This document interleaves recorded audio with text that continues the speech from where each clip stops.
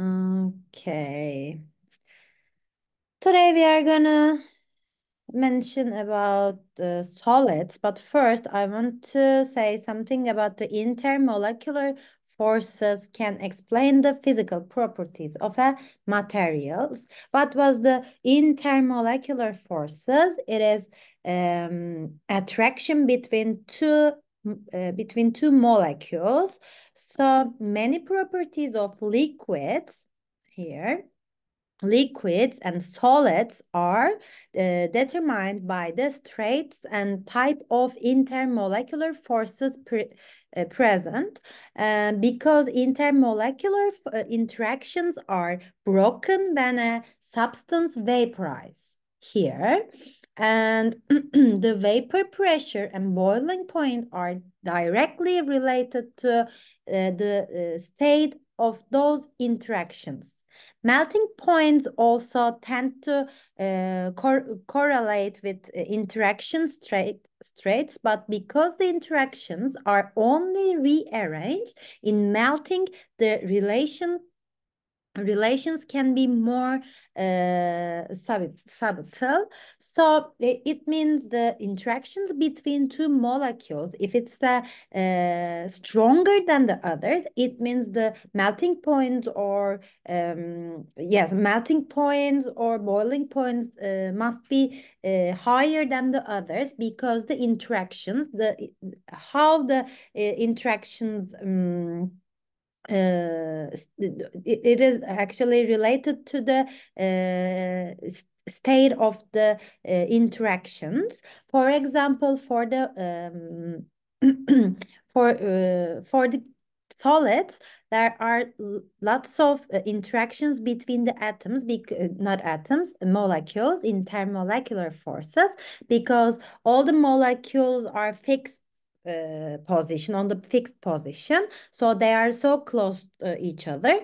But when we look at the liquids also have a strong intermolecular forces than stronger than gas molecules, but because they have a gaps between the molecules, but of course they are also close to each other. But in the gas molecules, they can move freely, and they have really big gaps between two molecules. So the interactions between two molecules are less than the others. But yes, you know that the liquids have a gaps, and the molecules of the liquids can attract each other. But which one is the most stronger than the other? But when you look at the melting points or boiling points, you can say something about the interactions straits, because if the interactions between two molecules, if it's the stronger, it means the melting point will be higher, or boiling point, because when you broke down the intermolecular forces, it means the physical change. What will happen? For example, I want to show you. For example, for the liquid molecules, this is water molecule. Sorry about that. To write. Huh. Yes, and another water molecules here. So they can, there's an attraction between two molecules, and it is called intermolecular forces. So this intermolecular forces for the liquid here, and another liquid water molecule, and there is another interactions. When you broke down this attraction, what will happen? The molecules of the water molecules will start to far away, and goes to far away. So it is like a gas molecules. So the state will be changed when they broke down. So when the intermolecular forces break down, the fast change will occur. So liquid to gas. So if the if this attractions between two molecules is stronger, the as how much it is stronger, it means it is hard to break down. So the melting point or boiling point for this example, if the boiling point is high, if it has a high boiling point, it means these interactions between two molecules are strong in attractions because the boiling point is really high. Okay. And then particular level representation showing multiple interactions chemical species are useful means to communicate or understand how intermolecular interactions help to establish microscopic properties. Yes, this is, I guess, another water molecule, and all water molecules attract each other. There is an attraction between two water molecules, and it is a intermolecular forces. So you can see lots of all molecules have a intermolecular forces like that. It is microscopic form. Yeah, these are intermolecular forces between two molecules. Okay, and due to strong interactions between ions, ionic solids tend to have low vapor pressure with melting point and high boiling points. They tend to be brittle due to the repulsions of like charge caused when one layer slides across another layer, and they conduct electricity only when the ions are mobile, as when the ionic solids is melt or dissolved in water or another solvent. Yes, this is an ionic solids.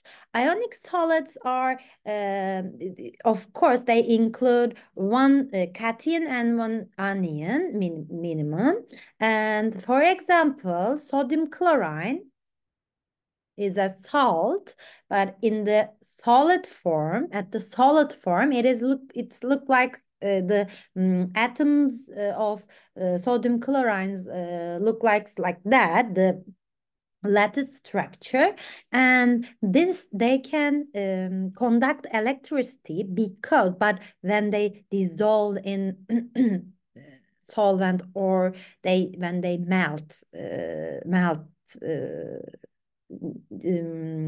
by heat. So here, this is the solids of ionic solids. They form like that, the layers. But when you see it is a lattice structure. So this is really şu an tam bulamadım. Yani lattice structure demekten kastım şu. Düzenli bir yapıları var. Her atomun nerede duracağı belli. Kristal yapıya sahip iyonik katılar. Bunu bu şekilde görüyoruz. Elektriği iletiyor diyoruz. Isıyı da iletiyor ama bunların erimiş halleri ya da suda çözülmüş halleri eritiyor. Burada aslında şimdi şunun bir sodyum klorür molekülü olduğunu düşünürsek, hepsi birbiriyle dip dibe ve yan yana, fark ettiyseniz. Tabii ki aralarında bir interaction var. Intermolecular forces oluşuyor. Bir sürü sodyum klorür molekülü bu şekilde zınk bir şekilde birbiriyle bir kristal örgü şeklinde ve bunların aralarındaki intermolecular forces'lar en güçlüleri. Zaten iyonik katılarda en güçlü intermolecular forces. Yani Van der Waals bağları ve hidrojen bağları vardı ama iyonik devrede ise iyonik katılar en yüksek. Moleküller arası etkileşimler. Bakın o kadar yakınlar ki birbirlerine ve örgü biçimindeler birbirlerine oldukça fazla çekimleri var. Attraction oldukça fazla ve burada o yüzden yüksek melting pointleri ve boiling pointleri oluyor. Ne dedik? Moleküler arası etkileşimin gücü ne kadar sağlamsa kaynama noktası, melting point ya da işte erime noktası dediğimiz özellikleri yüksek olmalı. Çünkü o bağı koparmak için o kadar yüksek enerji gerekiyor demek aslında ve İyonik katılarda özellikle moleküller arası etkileşim oldukça fazla, birbirlerine çok yakınlar, kristal örgü şeklindeler ve iç içeler. O yüzden burada oldukça fazla intermolecular forces çok güçlü diyeyim, çok güçlü birbirini sıkı sıkı tutuyor. O nedenle de melting point'i, boiling point'i yüksek. Yes, solid. Şimdi katılara geçiyoruz. Bir intermolecular forces'ı hatırlattık. Çünkü moleküller arası etkileşim tüm haller için sürekli yorum yapmamız gereken bir konu olarak çıkacak karşımıza AP'de.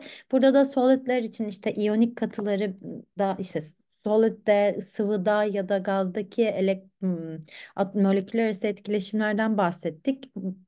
Moleküler arası etkileşim ne kadar güçlüyse dedik, erime kaynama noktası o kadar yükselir ve iyonik katılarda bu oldukça yüksektir. Çünkü onlar dizili bir lattice düzenindedir dedik. Bu biraz kafa karıştıran bir grafik olduğu için geçen yıldan onu kaldırmayı düşünmüştüm. Kalkmamış. Deniz de geldi. Okey. Şimdi katılara bir başlayalım o zaman. Peki katılar nelerdir, nasıldır, nasıl çeşitleri var onlara bakacağız. Geçen yıl 9. sınıfta biraz bunlara girmiştik. Solids. Solid substance can be classified as either amorphous and crystalline. Amorphous solids are solids like glass that are relatively disordered on the particulate level. Crystalline solids are regular three-dimensional arrangements of atoms, ions, or molecules. Sodium chloride, for instance, is a crystalline solid. Each particle is said to occupy a lattice point in three-dimensional array. For solid sodium chloride, each lattice point is occupied by a sodium or a chloride. This is an amorphous and crystalline. Crystalline has a lattice structure. All the atoms stay at the same series, but in the amorphous, there is no series between two atoms or the between the atoms. So solids can be further sub categorized as four general types. So one of them is ionic crystals. The crystal solids can further subcategories. Ionic crystals, network covalent, metallic, and molecular. Each type of solid has properties that can be explained based on the type of boiling and intermolecular forces. Geçen seneden hatırlayacağınız gibi kristalde atomların her belli bir sıraya göre dizilmiştir. Bir serileri vardır. O seride mesela 6 tane işte bir sodyumun etrafına 6 tane klor işte bulunacak şekilde bir yapıda kristal bir yapıdadır. Düzenli ve her atomun bir sırası vardır. Ama amorf katılarda bu böyle değildir. Atomlar gelişigüzel dağılır. Kristal katıları biz dört grupta aslında inceliyoruz. İyonik katılar, network covalent, kovalent katılar, metalik katılar ve moleküler katılar diye. Ve bunların bağlanma şekli ve intermolecular forces'larına göre de aslında özellikleri değişiyor. Bunlardan bahsedeceğiz. Ionic solids here. Ionic solids are three dimensional arrays of alternating cations and anions held together by Coulombic attractions. These electrostatic attractions are relatively strong and give ionic solids high melting points and boiling points. Yes, ionic crystals combine with anion and cation. There is an electrostatic attraction between anion and cation. So they are held together by Coulombic attractions. And they have, of course, high melting and boiling point because interaction between two atoms are really strong. And ionic solids are hard and brittle. When an ionic solid struck hard enough for the ions to slip past one another, repulsive attractions between like charge caused the crystal to break. Yes, if you use an force of the ionic crystals, because of the repulsion attractions, they will break down and split past another. The forces of repulsion break crystal apart. So, electrical conductivity is measure of how well a material transmits an electric current. Ions or electrons must be able to move in order of a substance to conduct electricity. The ions in an ionic solids are fixed in place, so ionic solids are non-conductive. By constant molten or melted ionic solids as well as dissociated ions in aqueous solutions are mobile and conductive. What it means? It means the ionic solids in the solid form, at the solid form, they cannot conduct electricity. But if they are the molten ionic solids can conduct electricity, or when they dissolve in the solvent, they can conduct electricity. Why? Because when they molten or when they dissolve in the solution, the ions can move freely. The electrons can move freely, so they can conduct electricity or heat. Okay, but the solid form, they cannot conduct electricity. Okay, the molten form or these when they dissolve in solvent, they can conduct electricity. Okay. So the other one is network covalent solids.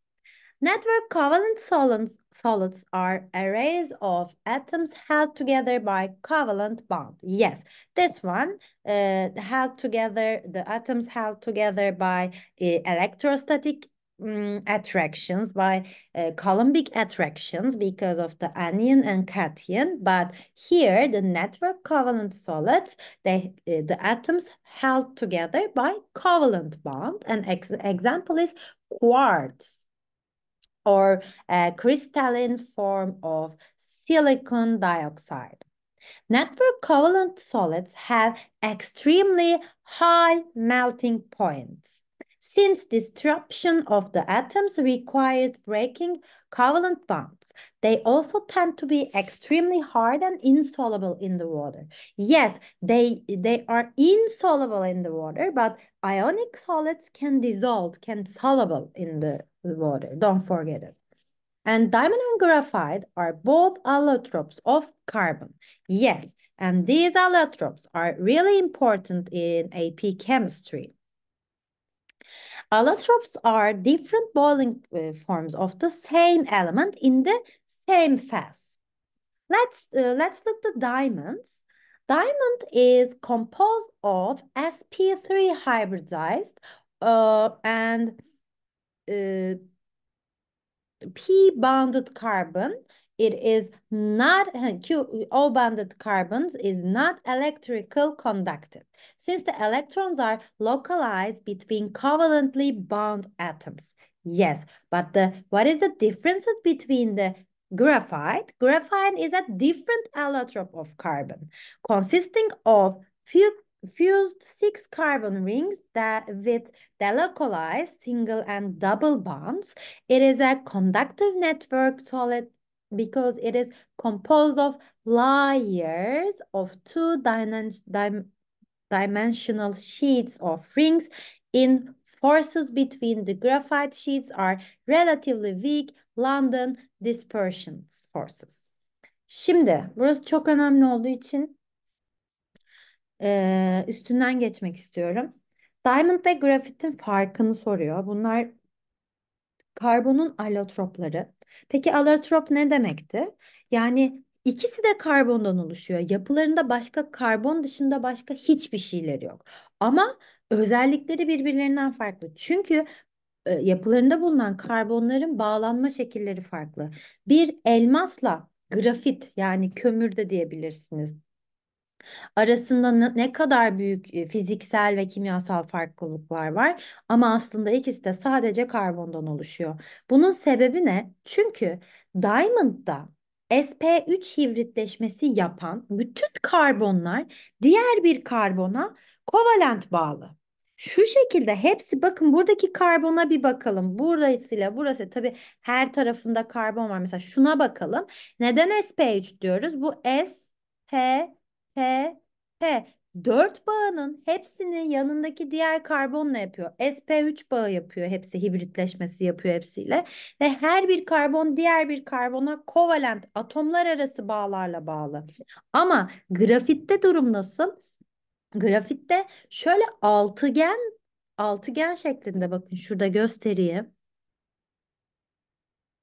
Tabii çok çizemedim. Altıgen böyle kovalent bağlanmışlar bunlar da. Bu karbon şu karbona böyle altıgen ama layer yani tabaka tabaka karbonlar var ve tabii ki bu tabakalarda birbirlerine attraction'ları var. Biz buna hangi attraction diyoruz? Intermolecular attractions diyoruz. Bakın buradaki bütün karbonlar birbirlerine atomlar arası bağlarla, kovalent bağlarla bağlıydı. Hepsinin arasında kovalent bağ vardı.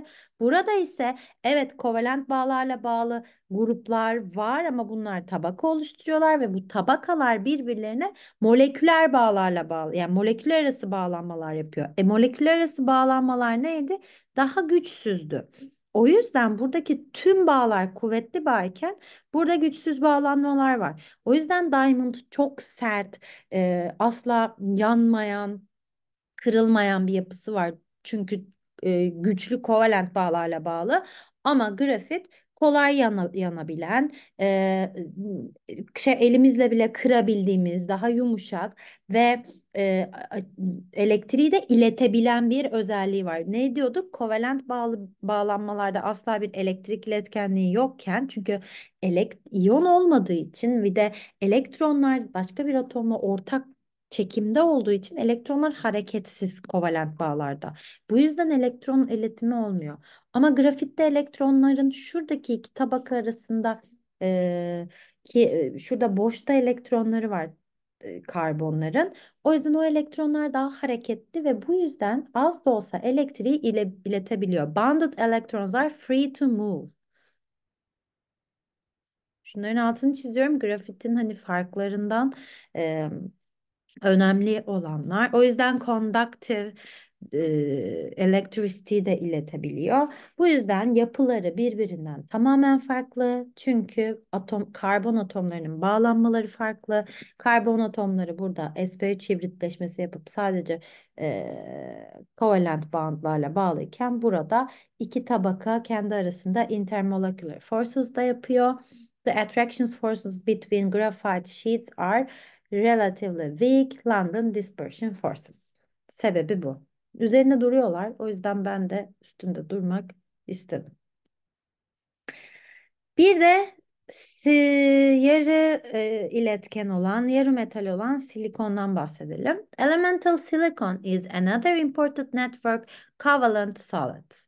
Silicon is a semiconductor, which means that its electrical conductivity is greater than of an electrical insulators like diamond, but less than of a conductor like pure copper. As the temperature is raised, silicon's electrical conductivity increase. To understand why this is the case, it is useful to envision bands of adjacent molecule orbitals. The valence band of orbitals contain the valence electrons, and the conduction band is here. Conduction band is higher energy band in which conductive electrons can move through the solids. The band gap is a large of energy in which no orbitals occur. In covalent networks, the band gap is too large for any of the electrons in the valence band to be promoted the conduction band. In metals, the band gap is generally very small and electrons easily escape the valence band to enter the conduction band. In semiconductors, such as silicon, however, the band gap is such that when the material is warmed, electrons gain the energy to move from the valence band to the conduction band. For the metals, this is the valence band and conduction bands. There's a big gaps between the conduction bands, so the electrons can move freely and they can conduct electricity easily. But at the semiconductors, it is semi-metals generally, and there is no there is a gaps in the conduction band, but not it is not much as metals, but there is, so they can move. The electrons can move, but for the covalent solids, there is no band gaps, so they cannot conduct electricity. But semiconductors can conduct more stronger than the first time. When you heat the semiconductors, they can conduct electricity well, because when you heat the semiconductors, the semi-metals, the electrons get an energy and they can move faster, they can move easily with the energy, so they can conduct electricity well than the first situation. Okay, when the temperature raised, the electron conductivity of the semiconductors will be increased. Okay. Okay. Yes. Modifications can be made to the composition of semiconductors in order to increase their conductivity. Doping refers to addition of small amounts of impurities or dopants which molecule the conductivity of a semiconductor. N-type doping is addition of an element that has more valence electrons than the semiconductor, while P-type doping is addition of an element that has fewer valence electrons. Let's see the practice, what it means, the N-type doping or P-type doping. Let's solve this practice. A small amount of gallium is added to arsenic. What type of semiconductor results? When you mix the metals or mix the elements, they can the conductivity of the elements will be increase or decrease. So The doping refers the addition of small amount of impurities or dopants which modulate the conductivity of a semiconductor. N-type doping is addition of an element that has more valence electrons than the semiconductors, while p-type doping is addition of an element has a fewer valence electrons. So, arsenic is a semiconducting metalloid. Gallium is the dopant. It has fewer valence electrons than arsenic. So this results in a p-type semiconductor. Em, Şimdi burayı da bir şöyle geçelim. Bir modifikasyon söz konusu olabilir diyor. Yani biz aslında semikondaktörleri bir araya getirip onların konduktivitesini arttırabiliriz. Ve bu şekilde eğer ki bir miktar hani ona tabii ki bir impurity yani safsızlıkları bozulur bir miktar eklediğimizde ama bunu yaptığımızda ya n-type olarak elektron sayısını arttırırsa yani eklediğiniz şeyle birlikte valence elektron sayısı eklediğiniz şeyin daha fazla büyükse o zaman n-type bir doping yapmış oluyorsunuz. Bu işleme de doping deniyor. Eğer ki valence elektron sayısı daha az bir şey ekleyerek conductivity'yi arttırdıysanız da p-type doping olarak geçiyor.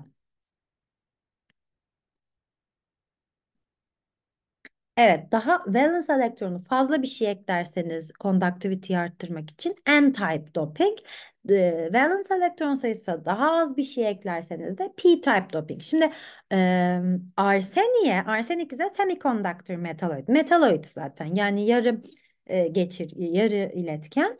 Yarı iletken arseniye bir miktar galyum ekleyerek onun impurity'sini bozuyoruz ama yani impurity ekliyoruz yani safsızlık yaratıyoruz onda ama bu sayede de daha iletken olmasını sağlıyoruz. İletkenliğini arttırmak istiyoruz. O zaman diyor ki hangi tip bir type of the semiconductor results diyor. Şimdi hangi tip olduğunu şuna bakacağız. Galyum eklenen şeye dopant deniyor. Galyumun mu valence elektronu daha fazla. Arsenin mi? Periyodik cetvel dediğim gibi sınavda kullanabildiğiniz için garyumun valence elektronu arseniğe göre az olduğu için şöyle diyor. Valence elektronu arsenikten az olduğu için bu p-type semiconductor oluyor. Tamamen bir bilgi yani. Yani semiconductor'ların mesela elektrik iletkenliğini arttırmak için neler yapabiliriz? Bana bunu söyleyebilecek olan var mı? Ne yapar? Semikondaktörün elektrik iletkenliğini nasıl arttırırız?